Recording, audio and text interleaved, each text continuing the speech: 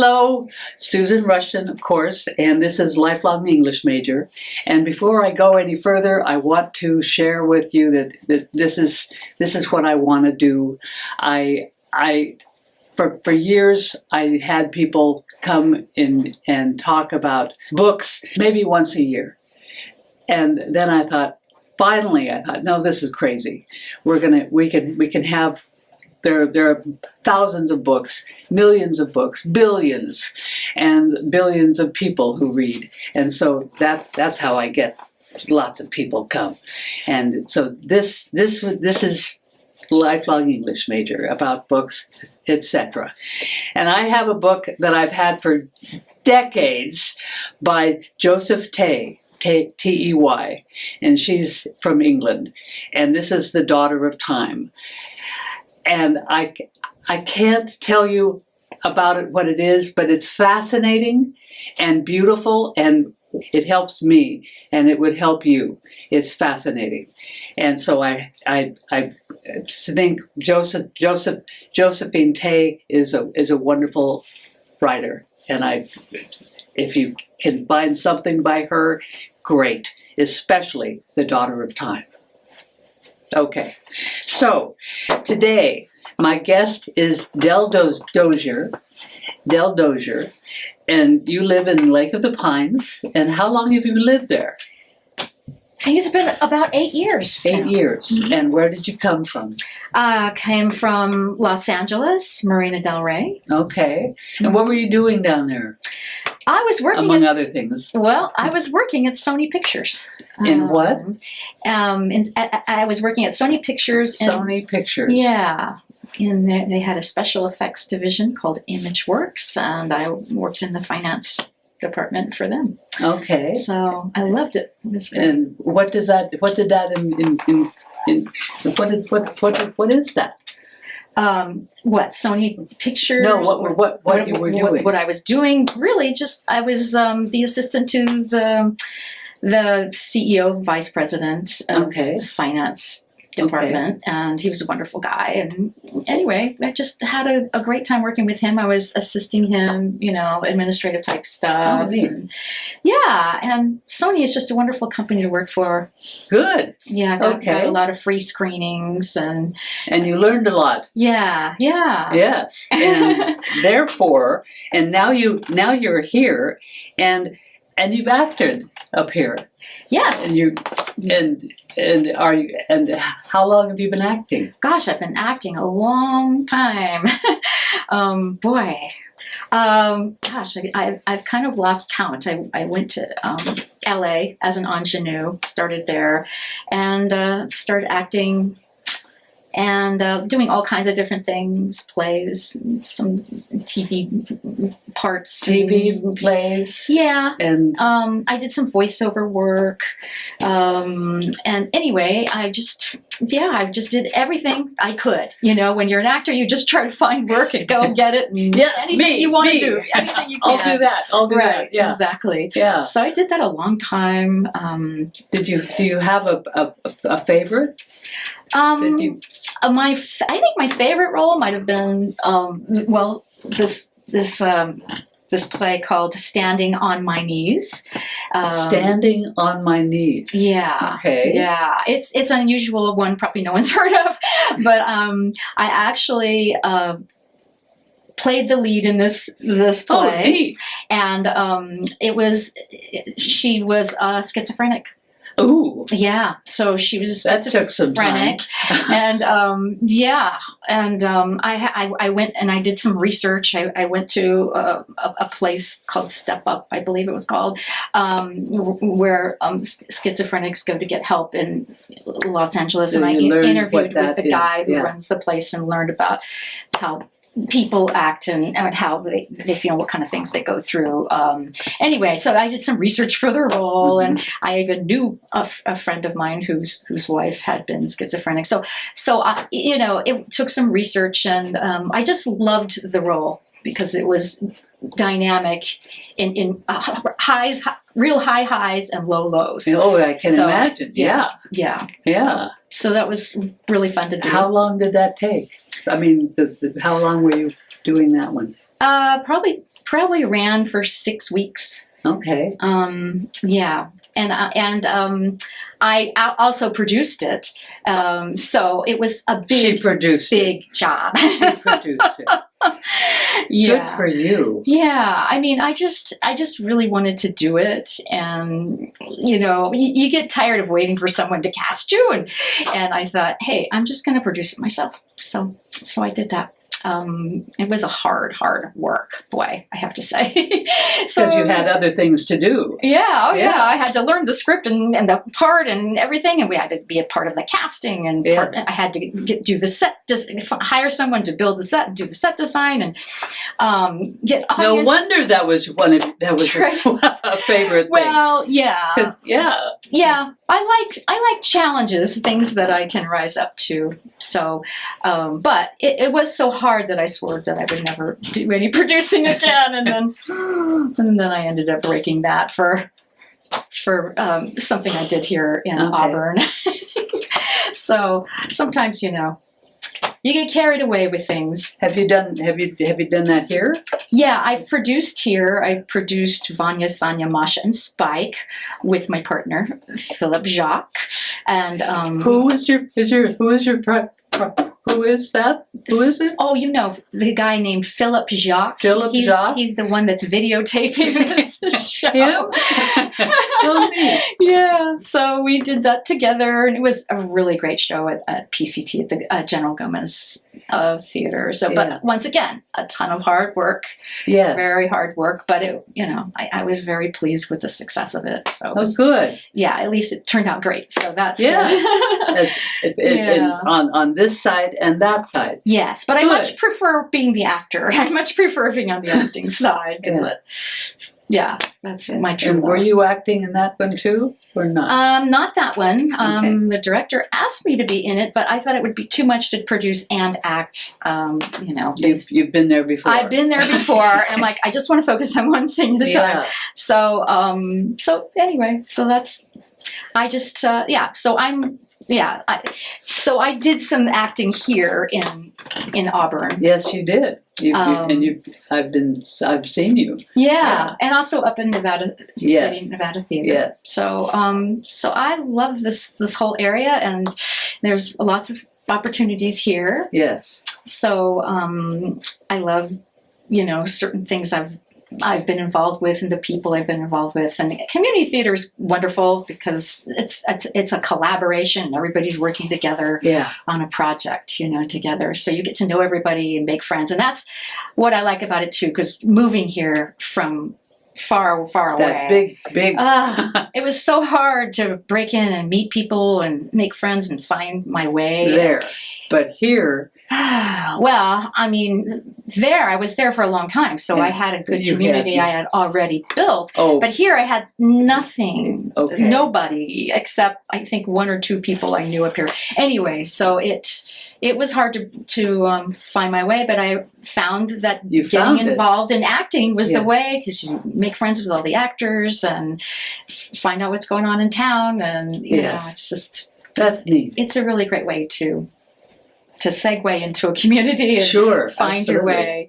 Yeah. Got to be involved with people. If you don't want to be lonely and bored or whatever, get involved with people and classes and things like that. Yeah. To classes, just all kinds of stuff. Yeah, and this is a great place to do it. Yeah. It's a great place to do it. This is a wonderful place. Okay. Yes. And what is the best part of it?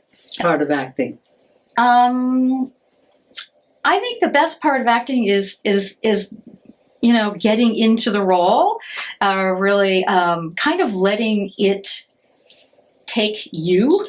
It's hard to explain, but allowing the role to become you.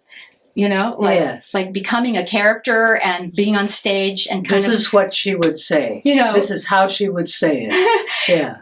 Kind of being this character and, allowing the whole rest of your life to just disappear. Yeah. It's a great escape in a way, because you get to just be that role, that character, and that is your only world. And just really getting into that is freeing, I think. really freeing. Yeah. You know, to just bury yourself into that, the character, and the emotional aspect of it, and thinking the character's thoughts, and you know, having the motivation to do the different things the character has. It's a long story, the whole acting thing, but it's a really wonderful way to express yourself in the world, and I just love expressing myself creatively, and being different roles, and you know. Yeah. Did I answer your question right? Yes, you did. Yes. Okay. And this is lifelong English major, and now you're writing. You are writing. Yes, I am. Actually, I've been writing for a long time. But what are you writing? What you've written several other things? I guess I should say that I've been working on the same project for a long time. It's been a long time. Oh, I understand. It does take a while. Yeah. And anyway, it's something that I've been wanting to do all my life. And I started back when I lived in Los Angeles. I was taking writing classes and started writing what's now becoming a book. And, well, I guess it is a book at this point. Yeah. So I got into that because it was something that I've always wanted to do, in the back of my mind, like growing up. And, you know, I just always thought, this is just such a weird, unusual story. I really think this needs to get out there.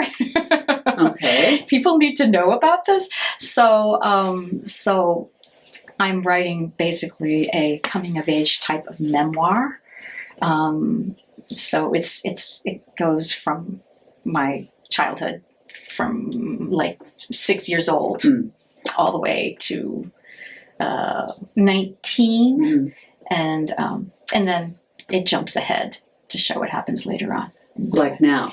Yeah, kind of like now. Yeah. Which is better, apparently. Yeah, it's definitely better. Good. Okay. Do you want to share anything like that about it? Well, I hesitate to say anything too, in depth about it, other than it's a coming of age tale, and all kinds of strange, unusual things happen. That when I read my stories, I have lots of different critique groups I go to run my stories by people, so I can get feedback and find out how it comes across and get any kind of, expertise I can. What kind of groups do you go to? Critique groups. I've got several critique groups that I go to. One is Willow Valley Writers. Where's that? And that is up in Nevada City, Grass Valley area. And what's it called again? Willow Valley Writers. Willow Valley Writers. Yes, and they're wonderful. These women, I met them very soon after I moved here because I wanted to find a good critique group when I first moved here to continue my writing. And they helped me so much with the writing process. And they kind of taught me in a lot of ways how to write, because I would do something and write something and they would say, well, we love this, but we want to see more clearly these characters. Can you show us facial expressions? Can you show us body language and mannerisms or whatever, And so I'm like, oh, that's good. I'm going to write that in. So I start using that in my writing, and I use a lot of scenes in my writing to really pull the reader in, kind of like I'm so used to TV and film and coming from the acting with scripts and stuff that I'm used to seeing things through like a camera's lens kind of thing. And so that's what I do with my writing. I pull people into the scene, showing real great details about what's going on. And I come from the first person present tense, like I'm being here now. Yeah. I'm seeing this, and Yes. this is going on around me, and oh my gosh, and I,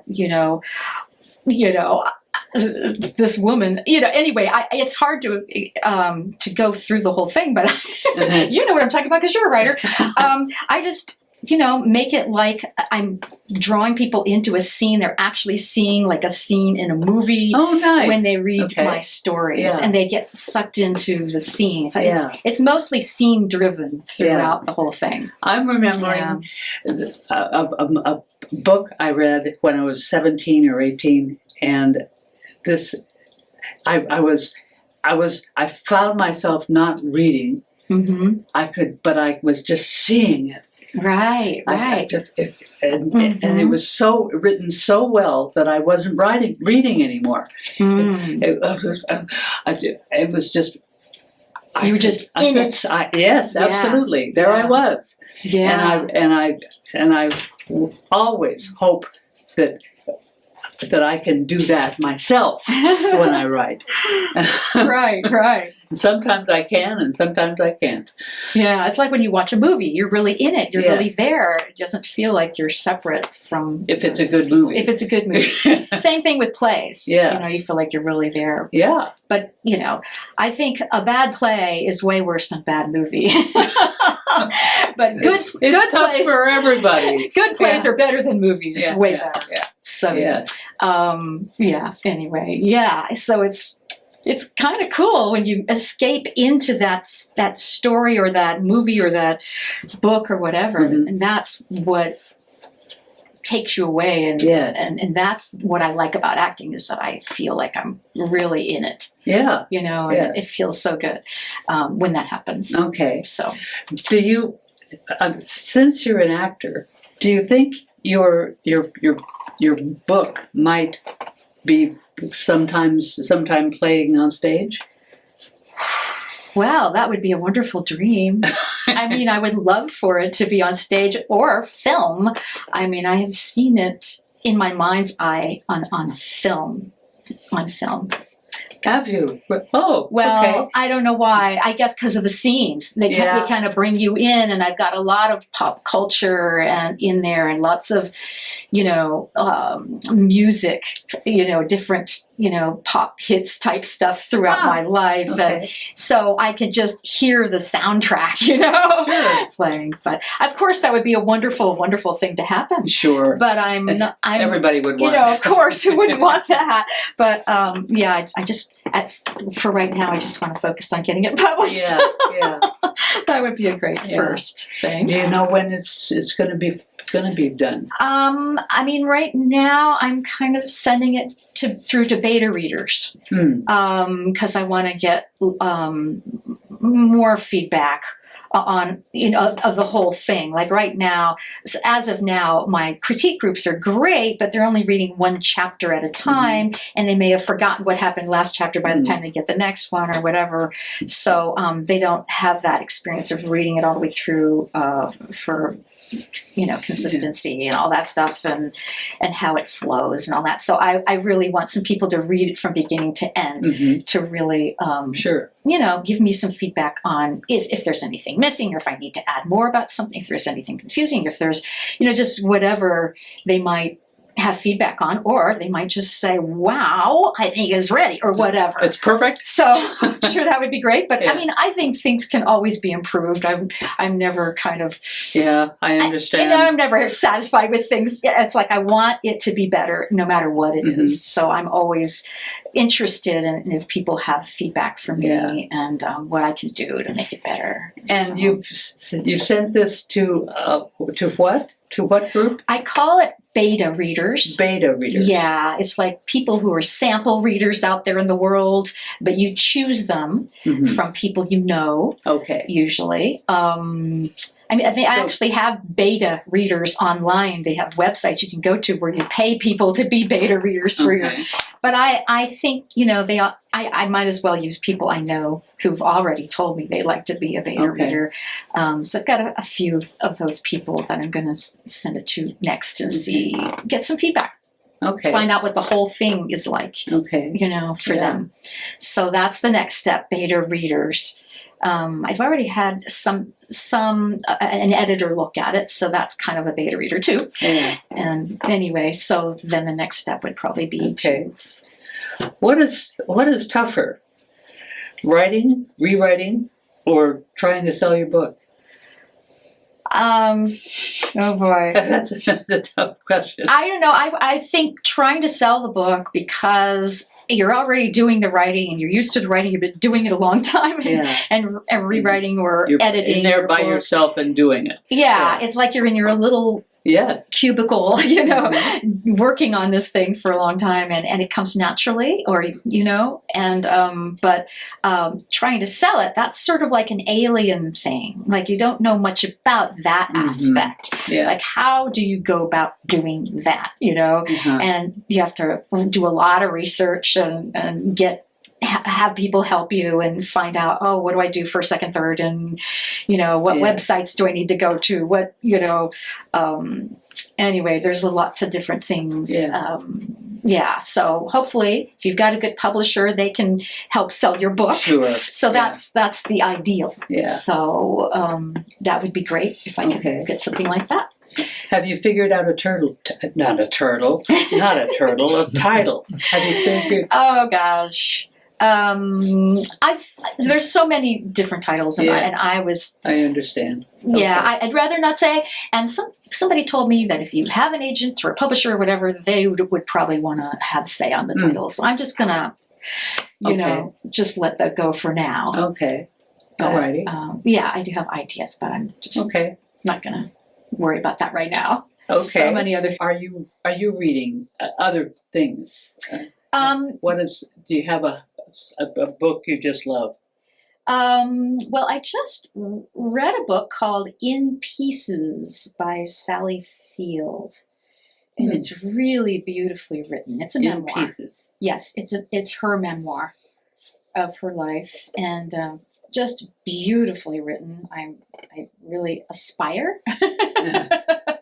Are you sure she wrote it? Level of writing. Well, it doesn't have any, nobody else, just other her. name on it, just hers. Good. So Good for her. I'm guessing she did, and it's really, really great. It's a memoir, and it has some similar themes, and she's really great at character development. She spends a couple pages on character development, and all this stuff. And anyway, I just I don't know, and I love her writing is just so beautiful and eloquent. She uses lots of metaphors, and she has different voices. She comes from the child's voice in certain scenes where she's in the scene, her child, age self, and coming from that perspective. And then she has another voice of looking back on that and her thoughts and ideas about that. And then she has another voice, and this is a book. Yes, it's a book. Different. When I say wow. When I say voice, I mean I different know perspectives. Okay. And it's seamless. It works really well, because a lot of people don't do that because it's difficult to go in and out of that. Absolutely. So I think it's really advanced, and it works really well. Yes, works really well, and. Yeah. Anyway, I love that book, and I try to read memoirs because I want to see what other people are doing. So okay, like the Glass Castle, and different things, and I really. I don't know the Glass Castle. Oh yeah, it's about people who have gone through a lot because they're poor or whatever. They don't have a lot of money, and the whole family moves and moves and moves and moves and moves over and over again, and the adults of the family, the parents don't want to really work, so they're trying to make it without really working hard. There's different ways that they go about making money, and anyway, but it's beautifully written, and I related to it because I had some similar things Oh. going on. Well, drat. I mean, I'm yeah, sorry. mainly the moving a lot. I Yeah. had to move, and there's different locales that she used that I relate to, you know, that I sort of lived in as well. Oh my. Okay. So, Okay. but anyway, so Okay. it's all good. I mean, everything is for a learning experience and learning about how to get better Okay. and make your life better. Yeah. So just anything I read is how can I get better here? What can I learn? Sure. Yeah. Yeah. And before we started, you said you are a creative person, Yeah. and that certainly sounds like it. You're right. You're on stage. Mhm. You're and in the back of the stage as well. Mm-hmm. And Yeah. you're an interesting woman. Yeah. Oh, well, thank you. And what is the tough part about this writing? The writing. Well, the tough part. I would say it's when you come to a place where you don't know how to do it. I don't know how to explain it, but like somebody says, oh, it really needs such and such here. Can you add that in? Or can you tell me more about that? Or whatever. And I'm not really sure how sometimes, because I may not remember that or, you know, or whatever. Mm-hmm. And so you kind of have to take certain liberties in places like that where they want to know more about certain things. Mm. Like, you know what happened, but you don't know how it came about or whatever. So you kind of have to sort of make up the way it got there. Okay. But you know it got to a certain place, Okay. but you don't know all the details about how it got there. So that's hard, because you kind of have to use your creativity. Mm-hmm. And I have to say, whenever people give me notes on my writing, I just, you know, it makes my writing better. Good. So, Okay. yeah. Perfect. I may not know how to do it at first, but I find a way and realize, wow, they're right. It's better. So, Okay. Well, my guest is Del Dozier, and I'm happy that you came. thank you. Thank you. I'm happy to be here. Good. I'm glad It's to always see a you. pleasure. Good. And I will see you later.